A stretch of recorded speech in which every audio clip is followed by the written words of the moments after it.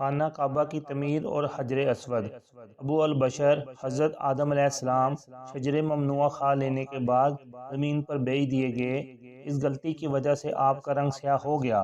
زمین پر اترنے کے بعد آپ بہت اداس اور بے چین رہتے تھے اور شدت غم سے بے قرار ہو کر کبھی اس قدر روتے کہ آپ کا رونا دیکھ کر فرشتوں کو بھی رونا آ جاتا۔ تو اللہ نے حکم دیا ہمارا گھر خانہ کعبہ تعمیر کرو۔ آپ نے عرض کیا کس جگہ تعمیر کروں؟ اللہ تعالیٰ نے جبرائیل علیہ السلام کو آدم و حوا علیہ السلام کے پاس بھیجا اور یہ حکم دیا کہ تم دونوں دنیا میں میرا سب سے پہلا گھر خانہ کعبہ لوگوں کی عبادت کے لیے تعمیر کرو۔ اس کے بعد آدم علیہ السلام نے عرض کیا کہاں تعمیر کروں؟ جبرائیل علیہ السلام نے زمین پر نشانات لگا دیے۔ آدم علیہ السلام زمین کھودتے جاتے اور حضرت حوا مٹی نکال کر ایک طرف ڈالتی جاتی۔ اس کے بعد آپ نے پتھروں سے بنیادیں بڑھی۔ جب بنیادیں ابھر آئیں تو خداوند کریم نے فرشتوں کے ذریعے جنت کا ایک خیمہ ان بنیادوں پر رکھوا دیا۔ تعمیر کے وقت جبرائیل علیہ السلام جنت سے ایک پتھر لائے جس کو حجر اسود کہتے ہیں۔ اس وقت یہ پتھر بالکل سفید تھا اور اس کی نورانی شعاعوں سے چاروں طرف روشنی پھیل گئی۔ حضرت آدم علیہ السلام کی نظر جب اس پتھر پر پڑی تو جنت کی راحتیں یاد آ گئیں اور طبیعت بے قرار ہو گئی۔ آنکھوں سے آنسوؤں کا سیلاب شروع ہو گیا۔ حجر اسود قدرت خداوندی سے گویا ہوا اے آدم تم وہی ہو کہ تم نے خداوند کی نافرمانی کرتے ہوئے شجر ممنوعہ کھا لیا تھا۔ یہ سن کر آپ کو اور زیادہ رونا آیا اور بارگاہ خداوندی میں عرض کیا اے میرے پروردگار میرے اس گناہ کی وجہ سے ہر چیز مجھے ملامت کرتی ہے، یہاں تک کہ حجر اسود نے بھی مجھے طعنہ دے دیا۔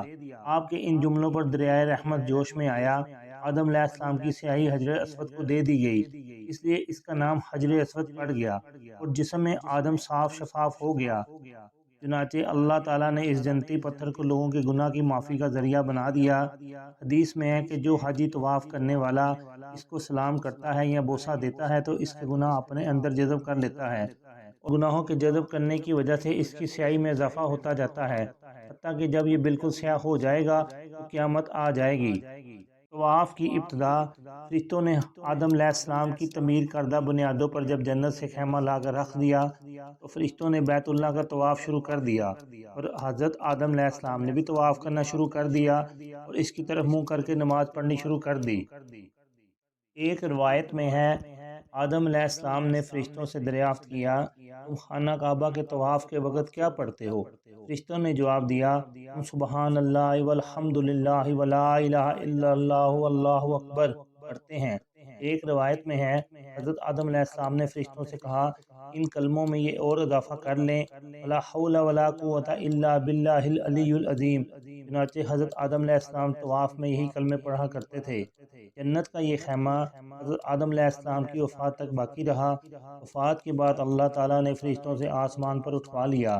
طوفان نوح کے وقت تمام آبادیوں کی طرح آدم علیہ السلام کا تعمیر کردہ گھر یعنی خانہ کعبہ بھی زمین پر برابر ہو گیا۔ اس جگہ ایک سرخ ٹیلہ باقی رہ گیا جس پر اللہ کے نیک بندے آ کر اکثر عبادت اور دعائیں کیا کرتے تھے اور اس ٹیلہ پر انوار تجلیات خداوندی کا نزول اپنی آنکھوں سے مشاہد کیا کرتے تھے۔